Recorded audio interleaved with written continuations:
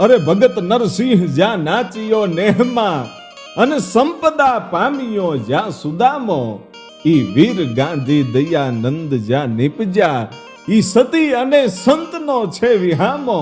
પણ ગામ ગામે ઊભા છે સ્તંભ હજી પોકારતા, ઈ શૂરવીરોના ગુણની ગાથ વર્ણી, એવી ભલી ભારતી ભૌમની વંદુ તન યાવડી. તને ધન્ય હો ધન્ય સૌરાષ્ટ્ર ધરતી. એવી આ ભારતની જે ધીંગી ધરા છે, અરે કાઠિયા વાડમાં કોકદી, અને ભૂલો પડતું ભગવાન, અરે થઈ જા અમારો મહેમાન. તને હરગ ભૂલાવું શ્યામળા. જાણે ભગવાન છે એ આપણો મહેમાન થયો હોય તો એને એનું સ્વર્ગ ભૂલાઈ જાય. ઈ આ ધરતી છે, અરે મોહન થાશ મહેમાન, અમ ઘર એક જ વાર, તો જવને રાતી જુવાર, તને સ્નેહે જમાડું શ્યામળા. હે બાપ, એકવાર અમારી આ ધરતીમાં અમારો મહેમાન તો થા. શું કામ? જ્યારે અમારા ઘરમાં મુઠ્ઠી દાણા તને ખવડાવવા માટે નહીં હોય ને, તો પેટના દીકરાને ખાંડીને ખવડાવી દેવું. પણ એકવાર આવ્યું તો ખરો. શેઠ સગાળશાહે એ કર્યું. અરે જલારામ બાપાએ પોતાના પત્નીને દાનમાં દેતા એનો પગ પાછો નહોતો પીડ્યો. બગદાણાની ધરતીના સંતને જોઈ લ્યો. એવી આ સૌરાષ્ટ્રની ધીંગી ધરતીમાં હજારો વર્ષના જૂના ઇતિહાસો પડ્યા છે, જ્યાં જતી સતી સંતો, દાતારો અને શુરવીરો થયા છે. એમાંના એક દાતારની મારે વાત કરવી છે કે એનું હૈયું કેટલું મોટું હોય. ભલે કદાચ ઘરમાં કાંઈ ન હોય અને ઘરે કોઈ આવીને ઊભો રહે ને, તો અડધામાંથી અડધું બટકું રોટલાનું આપી દે અને બીજાને ખવડાવી દે. એનું નામ તો દાતારી. બાકી દેવું એ કઈ જેવી તેવી વાત નથી. કરોડોનો આસામી હોય ને તોય એનાથી માયા મુકાતી નથી, એનાથી દાન દેવાતું નથી. પણ એ તો પાકતા હોય ત્યાં પાકે, જે તે જગ્યાએ ન થાય ભાઈ. એ તો જ્યાં થતા હોય ને ત્યાં જ થાય. કારણ કે એ તો બાપ દાદાના રક્તગત સંસ્કારની આ બધી વાતો છે. એ જ્યાં ને ત્યાં ન થાય. શું કામ? મુખે મોતીડા જરે અને અહીંયા હંસલા હોય, બાકી બક્યા તો કરે બકરા, હાવજડા તો મૌન જ હોય. બક્યા કરે ઓલા બકરા, આ હાવજડા તો મૌન જ હોય. ઈ તમને દેખાય નહીં કે આ કેવો દાતાર હશે, આ કેવો શુરવીર હશે. એના મુખેથી તો મોતીડા જરતા હોય અને મૌન હોય. ઈ બકરા હોય, ઈ બક્યા કરે કે અમે આમ કરશું તેમ કરશું, પણ કાંઈ કરે નહીં. પણ મારે જે વાત કરવી છે કે આ સૌરાષ્ટ્રની ધરતીમાં દાતારી કેવી હોય, ખાનદાની કેવી હોય, અને સૌરાષ્ટ્રની આ ધરતીની એક સ્ત્રી પોતાના પતિના માન રાખવા માટે શું કરી શકે એનો એક દાખલો છે. એટલે આપણે જે વાત કરવી છે ને એ ભલા આપા કાઠી દરબારની વાત કરવી છે કે એને કેવી મહેમાનગતિ કરાવી હતી. અને એમના પત્ની જે કાઠિયાણી છે એને મહેમાનોને હાંચવવા માટે કેવી ખાનદાની નિભાવી હતી. પોતાના પતિની આબરૂ ન જાય. અને દાતાર કેવો હોય એનો જીવતો જાગતો આ દાખલો છે.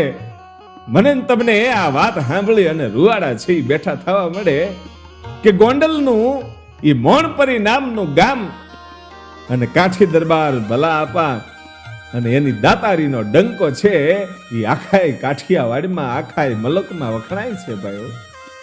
એને આંગણે કોઈ આવેલો ભૂખ્યો ન જાય.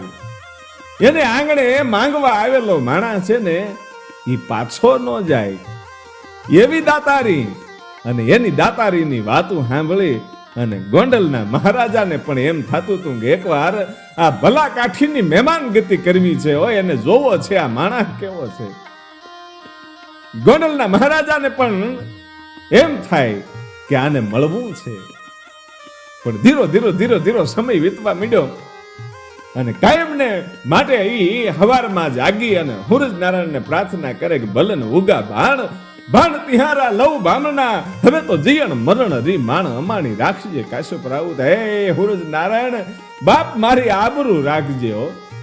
ભલે અમારે સંપત્તિ નથી જોતી, અમારે બંગલા કે રૂપિયા ગાડીઓ નથી જોતી, પણ એ બાપ અમારી આબરૂને ન જવા દેતો. એ હુરજ નારાયણને પ્રાર્થના કરે અને આંગણે આવેલો કોઈ માણસ છે એ એમણે પાછો ન જાય. અને દાતારીના એવા ડંકા વાગતા હતા કે સમય જાતા એટલી બધી દાતારી વધી ગઈ, એને આંગણે એટલું બધું માણસ આવવા માંડ્યું માંગવા માટે કે ધીરે ધીરે ધીરે ધીરે જે પોતાની પાસે ખજાનો હતો એ ખાલી થઈ ગયો.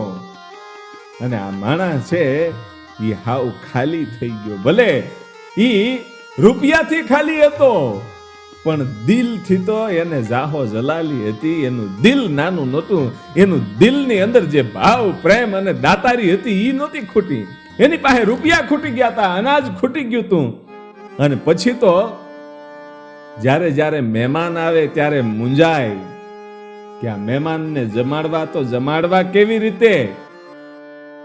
પણ ભલા આપા કાઠીને ઘેરેથી જે કાઠિયાણી હતા એ આડો હવળો ગમે ત્યાંથી આડો પાડામાંથી લોટ લાવી અને રોટલા થઈ જાય ને, જમવાની મહેમાનને વ્યવસ્થા થઈ જાય ને, એટલે એ કાંકરી છે એ નળિયામાં ઘા કરે એટલે ભલા આપા કાઠીને ખબર પડી જાય કે મહેમાનને જમવાની બધી તૈયારી થઈ ગઈ છે. એટલે પછી મહેમાનને એ ગળાના હમ દઈને રોકી દે અને જમાડ્યા વગર જવા ન દે. હવે શું આ કાઠિયાણીના વખાણ કરવા ભાઈ? એ કેવી કોડવડની ભાષા હતી. કાંકરીનો ઘા કરે કે મેં આ મહેમાનને જમવા માટે વ્યવસ્થા કરી દીધી છે, હવે મૂંઝાતા નહીં, હવે એને તાણ કરજો. એ આડોહ પાડોહ માંથી લાવીને મહેમાનોને ખવડાવે. અને એમાં એવી નબળી પરિસ્થિતિ. અને એકવાર એ જે મોણપરી છે એ મોણપરી ગામના પાદરમાં નદીના કિનારે 50 ઘોડાઓ છે એ પાણી પીવે છે ભાઈઓ. 50 ઘોડે સવારો હતા. એ ઘોડાને પાણી પાય છે ને ગામની સાહેલીઓ છે 2-4 એ પાણી ભરીને નીકળે છે. ત્યારે એ ઘોડે સવારનું આમ નજર છે એ ગામમાં ગઈ કે આ ગામ તો રૂડું અને રળિયામણું લાગે છે, કયું ગામ હશે? એ બેનું દીકરીઓને રાજા છે એ પૂછે છે ઘોડે સવાર. એટલું કે છે કે બેન આ કયું ગામ છે? કે આ તો મોણપરી ગામ છે. મોણપરી? કે હા. કે ભલા આપા કાઠીનું? કે હા. અને કે તો હવે એની મહેમાન ગતિ કર્યા વગર થોડું જવાય. આવડો મોટો દાતાર છે અને એને મળવાનું તો કેદુનું મન હતું. અને 50 ઘોડે સવારે એમ કહેવાય છે કે ગોંડલનો મહારાજા આવેલો ભાઈઓ. અને એમ થયું કે આજ જો આ મોણપરીના પાદરમાંથી એ ભલા આપાની મહેમાન ગતિ કર્યા વગર વયા જાય તો એવું ન બને. આ માણસને મારે વર્ષોથી જોવો છે. આની દાતારીના ડંકા વાગે છે તો આ માણસને મારે મળવું છે. અને ગોંડલનો મહારાજા છે 50 ઘોડે સવારે એ પોતાની સાથે હતા. અને આવ્યા ભાઈ આંગણે. આંગણે આવ્યા અને ભલા આપા કાઠીએ એને મોંઘેરા માન આપ્યા ભાઈઓ. મોંઘેરા માન આપ્યા.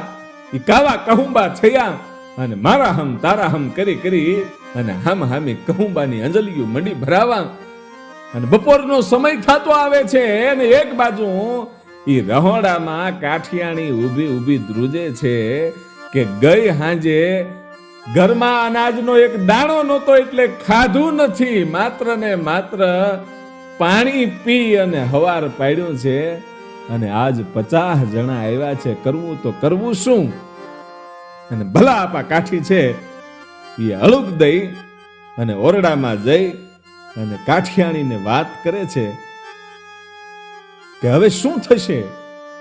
50 ઘોડે સવારો આવ્યા છે.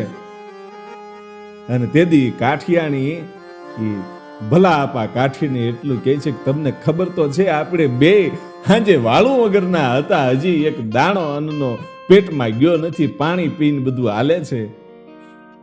તો હવે આ 50 ઘોડે સવારોનું શું કરશું? આને કેવી રીતે જમાડશું? અને ત્યારે એ કાઠી એમ કહે છે કે કાંઈક યુક્તિ કરવી પડશે. ભલા આપા કહે છે કે કાંઈક તો કરવું પડશે, આ મહેમાનોને જમાડવા પડશે. ગોંડલના મહારાજા છે, એ આપણે આંગણેથી એમણે વયા જાય. અને તેદી એ કાઠિયાણી એટલું કીધું કે તમારે હવે મૂંઝાવાની જરૂર નથી, બધું થઈ જશે. કે કેવી રીતે? અને તેદી કાઠિયાણીએ એટલું કીધું તું કે હમણાં હું વાડામાં જ્યારે છાણા લેવા માટે ગઈ ને ત્યારે મેં ત્યાં એક સાપ ભાળ્યો તો, નાગ ભાળ્યો તો.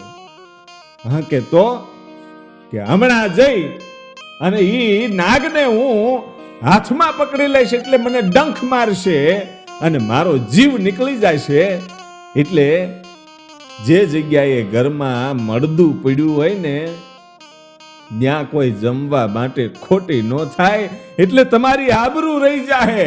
અને એ વખતે ભલો આપો કાઠી છે આમ એની છાતી છે ગજગજ ફૂલવા મળી. વાહ કાઠિયાણી વાહ, મારી આબરૂ રાખવા માટે જીવ દેવા માટે તૈયાર થઈ ગઈ કે હા હવે તમે મૂંઝાતા નહીં અને ડાયરામાં જઈને બેસી જાઓ.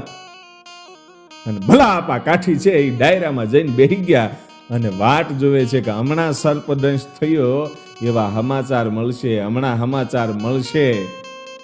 પણ એવા સમાચાર કોઈ આવતા નથી. અને કાઠિયાણી છે એ છાણાના એ ડગલામાંથી એ હરપને ગોત્યો ભાઈઓ, એ નાગને ગોતીને પોતાના હાથમાં લીધો, પણ સરપ કઈડ્યો નહીં. એટલે બે ત્રણ થપાટું મારી, છતાંય આ નાગ કરડતો નથી. અને 10-15 થપાટું મારી છતાંય નાગ કરડ્યો નહીં. ભાઈ આની કઠણાઈ તો જુઓ. આજ મરવું છે તો મોત નથી આવતું, આ નાગય ડંખ મારતો નથી. અને આંખમાંથી આહુડાની ધાર થવા મળી કે ઈશ્વર આજ સુધી તે અમારી લાજ રાખી છે બાપ. આજ મોત માંગુ છું તો મોતય નથી આવતું. આજ ઘરમાં એક દાણો અનાજનો નથી ને આડોહી પાડોહીમાંથી માંગી માંગીને અત્યાર સુધી મહેમાનોને ખવડાવ્યું છે, પણ હવે તો પાડોશી આપે એમ નથી. બધેથી માંગી લીધું, હવે માંગવા જાવ તો જાવ ક્યાં? માટે આ સર્પને કે મને ડંખ મારે. વિચાર તો કરો, આજ મરવું છે તો ઈ એરુય કરડતો નથી. ઈ કેવા એના ભાગ્ય હશે, વિધાતાએ શું એના લેખ લખ્યા હશે. એવું દ્રશ્ય બન્યું. સાપને વારંવાર થપાટું મારે છે પણ સાપ છે એ ડંખ મારતો નથી. અને પછી તો આંખોમાંથી આહુડા લૂછી સાપને હેઠો મૂકી અને કાઠિયાણી છે એ પાછી ઓરડામાં આવી.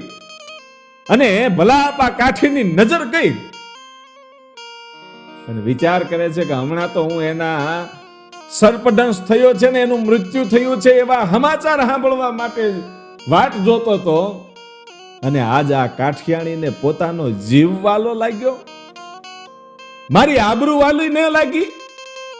આજ મારી હવે આબરૂ ન રહ્યો. એ હળુક દઈને ઊભા થઈ અને પોતાના ઓરડામાં જ્યાં કાઠિયાણી ઊભા હતા ત્યાં જઈને મળ્યો ઠપકો આપવા. કાઠિયાણી આજ તમને તમારો જીવ વાલો લાગ્યો. આ મારી દાતારીનું આવડું મોટું નામ છે એનું શું, મારી આબરૂનું હું? અને તેથી કાઠિયાણી એટલું બોલ્યા હતા કે કાઠી આજ મારા ભાગ છે ને એ કંઈક નબળા હશે હો. મને આજ હરપાઈ ડંખ નથી મારતો.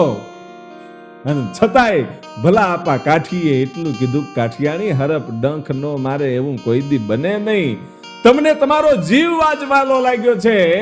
અને તેદી કાઠિયાણી એટલું કીધું, ઘડીક ઉભા રહ્યો, હમણાં હું પાછી આવું છું ને તમને સાબિત કરીને બતાવી દઉં. અને પાછી ઈ જ્યાં છાણા હતા, જ્યાં સર્પ હતો, ઈ નાગને પોતાના ગળામાં વીંટીને લાવી. ભાઈ બાયો પોતાના ગળામાં વીંટ્યો અને 2-3 થપાટું મારી છતાંય આ નાગ છે એ આજ ડંખ નથી મારતો. પણ ઈશ્વરને કાંઈક નામ રાખવું હશે, કાંઈક ઇતિહાસ બનાવવો હશે, કાંઈક વિધાતાએ એના લેખ કાંઈક જુદા લખ્યા હશે. કે સરપ છે એ ગળે બાંધી અને આ કાઠિયાણી છે આવી ભાઈ અને કાઠીની સામે ઊભી રહી. અને કાઠીએ આમ જોયું અને એટલું કીધું કે કાઠિયાણી તમારા ગળામાં આ સોનાનું ઝૂમણું છે, ઈ શું કામનું? ઈ વેચીને મહેમાનોને જમાડી દેવાના હોય અને તમે કહેતાય નથી. હે કે હા? હવે વિચાર કરજો, ઈશ્વરે હુરજ નારાયણે એની કેવી લાજ રાખી કે જે સાપને, જે નાગને આ કાઠિયાણી પોતાના ગળે બાંધીને આવી હતી ને, ઈ સાપ છે ને ઈ સોનાનું ઝૂમણું બની ગયું. ભાઈ, ઈશ્વરે કેવી લાજ રાખી. અને કાઠિયાણીએ જોયું ને આંખમાંથી આહુડાની ધાર થઈ અને કીધું, કાઠી, આ હુરજ નારાયણે આપણી લાજ રાખી છે, હવે હો વાતે આપણી લાજ જવાની નથી. લ્યો આ ઝૂમણું અને વેચી આવો. અને ઈ કાઠી છે ઈ એમ કહે છે કે હવે તો ડાયરામાં ઘડીક કાહા કહુંબા કરવા પડે એમ છે, અને તમે આ ઝૂમણાને વેચી અને 50 ઘોડે સવારોને જમાડી દ્યો.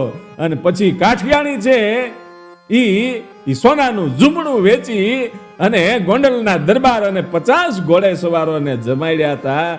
અને ઈશ્વરે હુરજ નારાયણે એની એવી લાજ રાખી હતી. ભાઈ, જો તમને વિશ્વાસ હોય, અહીંયાના ભાવથી જો કરો આકલો, તો ઢીંગલો ચિથરાતણો ધૂણે.